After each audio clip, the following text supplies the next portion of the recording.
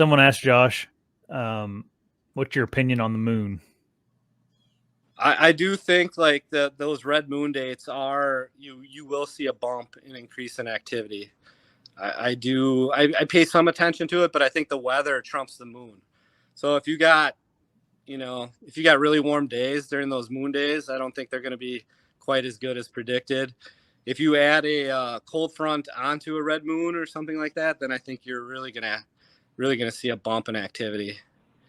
Not that it's going to guarantee you, a crack at the biggest buck on your property. I just think you're going to see more deer movement. We talked about this a little bit. I don't know. It's been a couple episodes ago about just all those little things that people key in on. Like some people like swear by the moon, the weather, this or that, and like I think it's just like we talked about, just like little incremental advantages that kind of you see. Anytime you can put a little bit in your favor, it's not a bad thing. Let's talk about scrapes a little bit. Did deer seem to pay more attention to scrapes the end of October?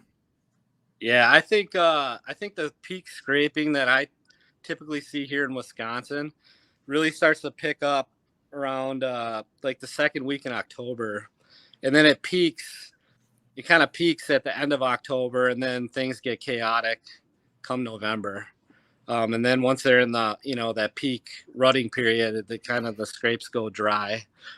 But you can what I was talking about before, and with that rope scrape, if you understand kind of where a primary bedding location is for a big buck, and there's lots of discussion on the beast on how to, I mean, essentially you have to spend some time scouting and kind of know something about the area that you're hunting to find those locations. But once you find one, like a scrape kind of in and around that area is probably going to light up pretty good right before things kick off in that late October timeframe.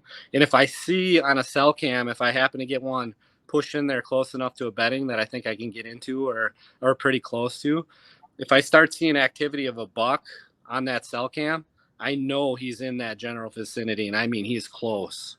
So if I see one, October 22, 23, 24, 25, 26, and he's popping on the camera, not in the middle of the night, I'm thinking like more right at that dusk time, then there's a good chance that I can, if I got a good access, I can get in there and maybe either get eyes on him or get a shot at him. Yeah, here's another question. Bucky, do you like mornings or evening hunts better? So I will say that probably evenings, obviously early season when I'm doing food stuff. I don't even hunt mornings. I mean, maybe I'll go out opening morning just for tradition, just because we all been waiting to get in a tree, and if it's a nice day and it's a little bit cooler, I just want to be out there and sitting and relax and see what I see.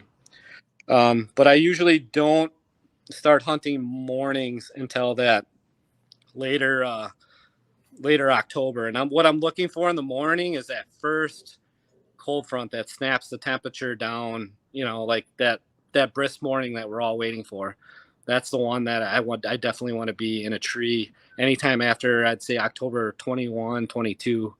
If it's cold in the morning, I'll definitely be. My buddy jokes because most of the times, the alarm goes off in the morning and I don't even move.